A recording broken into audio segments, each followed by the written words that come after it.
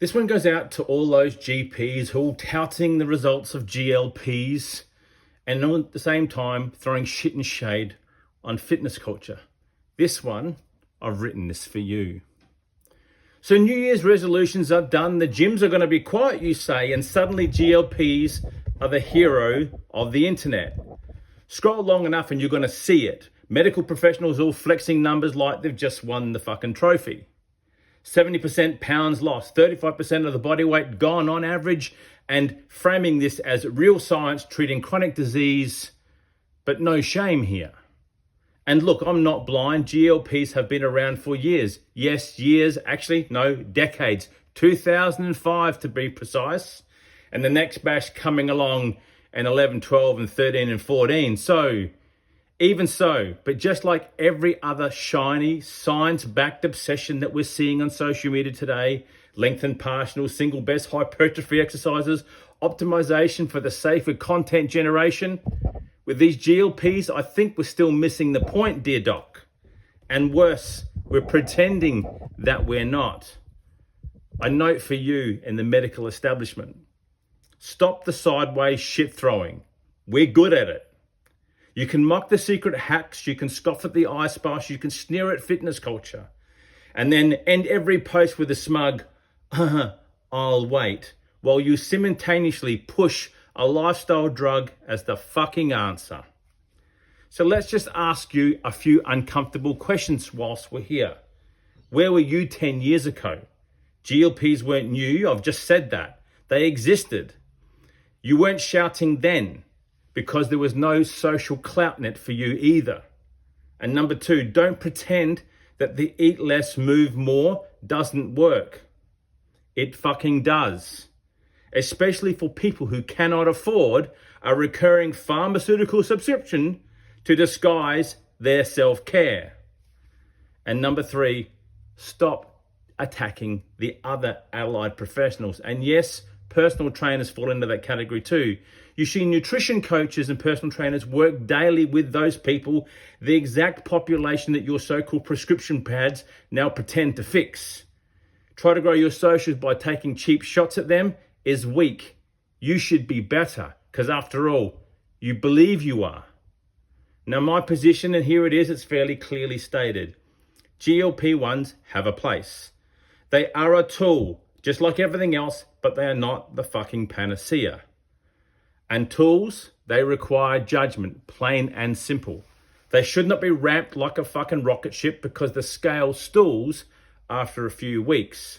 They should not replace a lifestyle change. They should not be prescribed without protecting lean muscle mass. But fuck me, when a number on the scale is going down rapidly, you don't seem to give a shit. And they should never be judged by that scale alone. My gut tells me that most users are taught one thing: how to jab once a week, how to escalate it, and how to escalate it again. And yes, I've seen this because a couple of my clients happen to be people who have fallen into that trap that the doctor said, here's the jab. But yet we're still working with them and we're still getting results and we're reversing all the shit stain that they, the GPs, have given them. We work on habits. You guys don't. There's no training plan that you're giving them. You're not talking about protein targets, and you're not really worried about the resistance to muscle loss. But the number goes down, so therefore, while the foundation erodes, you can all go, bravo. Here's the concern that I don't think you guys or the majority of people want to talk about. In a few short years, not decades, here's what I think we're going to see. A growing population of people who are lighter, smaller, weaker, brittle, undermuscled, and metabolically fragile. Sunken faces, soft frames, no strength buffer, no resilience, but hey, we can look like Ariana Grande at the Wicked. If do no harm actually melts something, wouldn't we be labeling obesity, sarcopenia, metabolic diseases as modern conditions while accelerating them through a level of neglect? I don't really think so. To the people out there who cannot afford a pen, we hear you. It may take longer. It may take more effort on your behalf and that of a trainer should you have one. But building strength, building the habits, building, dare I say it, the discipline, not the motivation, without outsourcing the work to a syringe, will possibly leave you better off. Actually, no, fuck it. I think definitely better off. You won't just lose the weight. You will earn your way out of that fucking big hole that you're currently finding yourself in. And if that's you, I'm open to a conversation, because I've been there, 25 kilos heavier than what I currently am, and it's a shit place to be. To the rest, if you have got the disposable income to burn, no intention of changing your lifestyle, still drinking like a pisshead, and you think that a weekly jab replaces your responsibility, good luck to you. Then my conversation today is not for you. Let me get to the bottom bit. GLPs are tools, period. Strength training is a tool, period. Lifestyle changes are tools, period.